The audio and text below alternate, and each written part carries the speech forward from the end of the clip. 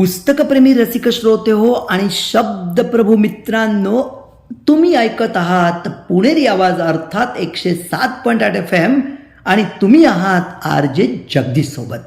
ऐकत आहात आपल्या सभोवताली असलेल्या शब्दप्रभूंच्या साहित्यकृतींची ओळख करून देण्यासाठी सुरू केलेला नवा कोरा कार्यक्रम पाने चाळता चाळता पुस्तक तुमचे विश्लेषण आमचे. शब्दप्रभू मित्रांनो आणि पुस्तकप्रेमी रसिक श्रोते हो, वाचनाची आवड वृद्धिंगत करण्याचा हा अभिनव उपक्रम पुणेरी आवाज 107.8 FM ने सुरू केला आहे. कारण पुस्तके आपल्याला काय देतात? हरल्यावर किंवा नापास झाल्यावर आत्महत्येचा विचार पण मनात येत नाही पुस्तक वाचल्याने. जीवन जगण्याची नवी उमेद, एक ऊर्जा निर्माण होते पुस्तक वाचल्याने. आयुष्याच्या प्रति संवेदनशील भावना निर्माण होते पुस्तक वाचल्याने. एकमेकांच्या सुखदुःखाची तीव्रता कळते पुस्तक वाचल्याने. करोडोची संपत्ती असणाऱ्यामध्ये गरीब तसेच दिवसाचे 200 रुपये कमावण्यामध्ये श्रीमंत दिसायला लागतो पुस्तक वाचल्यामुळे. आयुष्य खऱ्या अर्थाने सुंदर करण्यासाठी संघर्षाची प्रेरणा मिळते पुस्तक वाचल्याने. चला मग, आयुष्य सुंदर आणि सक्षम करण्यासाठी जसं होईल तसं वेळ काढून पुस्तक वाचूया आणि मोती संस्काराचे एक एक करून वेचूया. आपलं जीवन अर्थपूर्ण आणि समृद्ध करूया. RJ जगदीश बोलतोय. शब्दप्रभू मधुसिंधू अर्थात सौ माधुरी मगर काकडे यांनी संपादकीय संस्कार केलेल्या प्रातिनिधिक काव्यसंग्रहाकडे. खरं म्हणजे हा कार्यक्रम सुरू केला त्यावेळेला RJ जगदीशने एक नियम तयार केला. पुणेरी आवाज 107.8च्या समूहाबरोबर बोलून, त्यांच्या संपूर्ण अधिकारी वर्गाबरोबर बोलून की या कार्यक्रमामध्ये फक्त स्वयंप्रकाशित म्हणजेच स्वतःचं प्रकाशित असलेलं पुस्तक घ्यायचं, संपादकीय किंवा प्रातिनिधिक पुस्तक घ्यायचं नाही. पण गेल्या 3 प्रयोगानंतर एक गोष्ट माझ्या लक्षात आली की माधुरी काकडेंसारखी माणसं, तुकाराम पाटील यांच्यासारखी काही माणसं अशी असतात की ज्यांची पुस्तकं आपण घ्यायलाच पाहिजेत. मग मी काय केलं, माधुरी मॅडमनी माझ्याकडे पुस्तक पाठवलं, मी पाठवते म्हणाल्या. मग मी त्यांना म्हटलं की मॅडम असा नियम आहे, तुमच्या संपादकीय पुस्तकातील प्रातिनिधिक पुस्तकातील काहींच्या कविता घेतल्या आणि काहींच्या घेतल्या नाही तर कदाचित त्या ठिकाणी काय होईल, रुसवा फुगवा होईल. त्या म्हणाल्या अजिबात होणार नाही, आमचा तुमच्यावर विश्वास आहे, तुम्ही पुस्तक आमचं घ्या. आणि मग मी नियम बदलून टाकला. कारण नियम बदलण्यासाठीच असतात, नियम तोडण्यासाठीच असतात. नियमांचा भंग होईल तेवढं काव्य किंवा तेवढा साहित्य प्रकार अधिक सुंदर होतो असं माझं वैयक्तिक मत आहे. आणि मग मी मधुसिंधू प्रातिनिधिक काव्यसंग्रह स्वीकारला आणि आत्ता तुमच्यासमोर सादर करतोय. अर्थात हा प्रातिनिधिक काव्यसंग्रह मधुसिंधू या नावाने शब्दप्रभू सौ माधुरी मगर काकडे यांनी संपादित केला आहे आणि या पुस्तकाचं प्रकाशन केलं आहे. मुखपृष्ठ याचं चितारलं रणजित दत्त वर्मा चित्रकार आहेत ते, ज्यांना अनेक आंतरराष्ट्रीय पुरस्कार मिळालेत आणि कोणत्याही प्रकारचं मूल्य न घेता त्यांनी केलेलं आहे. हे पुस्तक त्या ठिकाणी आपल्यापर्यंत पाठवलं आहे अनुराधा प्रकाशन यांनी प्रकाशित करून. त्याची प्रथम आवृत्ती 12 जानेवारी 2022ला.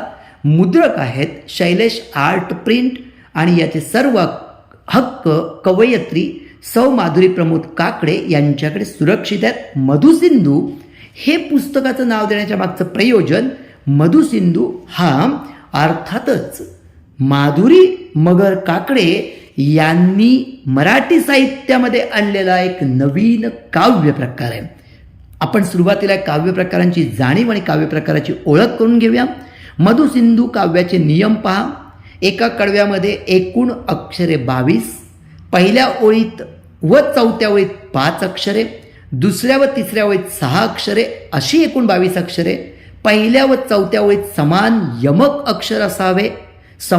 अक्षर असावे तसेच दुसऱ्या व तिसऱ्या ओळीत समान यमक अक्षर असावे.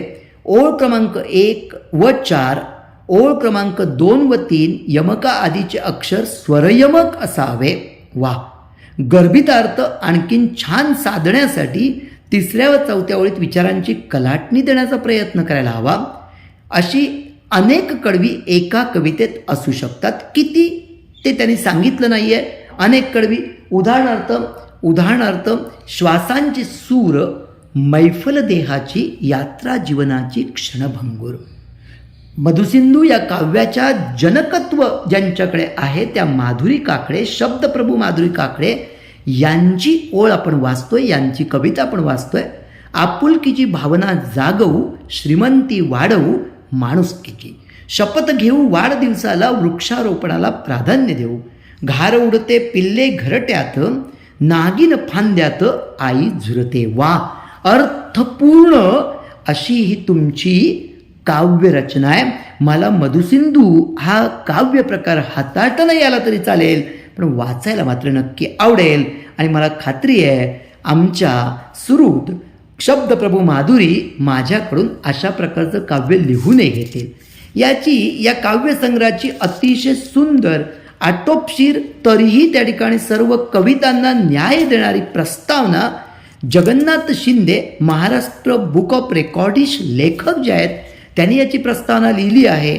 आणि या प्रस्तावनेमध्ये सर्व कवयित्रींच्या, कवींच्या मधुसिंधू या काव्य प्रकाराची अक्षरशः शब्दशः ओळख त्यांनी करून दिलेली आहे. अनिला मुंगसे काय म्हणतात घराबद्दल? नाते जपते घर आनंदाचे, भांडार प्रेमाचे, माया लावते. अनुष्का गोवेकर नारी शक्तीची महती सांगताना म्हणतात, ही नारी शक्ती करण्याप्रगती, जीवनास गती, चेतना शक्ती. तर आशा नसत्याने उन्हाळ्याचे सुंदर वर्णन केलं आहे. तरु सुकले अवनी कोरडी, ओढा झरे तडी, पाणी आटले. भावना गांधीले कवयित्री आपल्या रात्र कवितेमधून काय लिहितात? गंधित भाव चंद्रनबी गोल, प्रेम अनमोल, प्रीतीचा गाव. तर दीपिका क्षीरसागर वर्णन करताना लिहितात, दिनकर आला त्याचं, सप्तरंगात किरणांचा ठेवा, अवनीची सेवा ऋतुचक्रात. किती सुंदर प्रस्तावना आपण लिहिले आहेत. म्हणजे खरं म्हणजे प्रत्येक कवयित्रीची, प्रत्येक कवितेची ओळख करून द्यावी इतकी सुंदर प्रस्तावना आहे. आणि त्यामुळे संपूर्ण पुस्तक वाचावं असं वाटतं.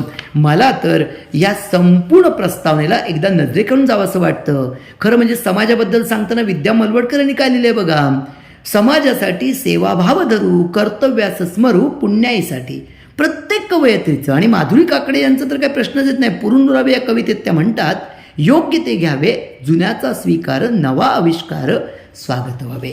खूप खूप धन्यवाद. आपण म्हणजेच शब्दप्रभू जगन्नाथ शिंदे आपली ही प्रस्तावना वाचल्यानंतर मला वाटतं की प्रत्येकाने पूर्ण पुस्तक वाचलं पाहिजे. याचं सुंदर मनोगतही संपादकीयमध्ये त्या ठिकाणी शब्दप्रभू माधुरी काकडे यांनी वर्णन केलं आहे, तेही खूप सुंदर आहे. प्राध्यापक मधुकर मोकाशी यांनी शुभसंदेश दिलेला आहे. त्याचबरोबर कविराज विजय सातपुते यांनी शुभसंदेश दिला आहे. माझ्याकडून मात्र त्यांनी घेतला नाही, पुढच्या वेळेला घेतील कदाचित. शशिकला बनकर यांचा शुभसंदेश आहे. वनमाला पाटील यांचा शुभसंदेश आहे. प्रतीक्षा नांदेडकर सिंगापूरहून शुभसंदेश पाठवला आहे. आणि या काव्यसंग्रहामध्ये एकापेक्षा एक सुंदर अशा कवयित्रींच्या मधुसिंधू या काव्य प्रकारातील 35 कवयित्री आणि कवींच्या कविता आहेत. तुम्हाला 10 पैकी 8 मानांकन देऊन आर.जी. जगदीश इथे तुमच्या पुस्तकाचं विश्लेषण थांबवतो.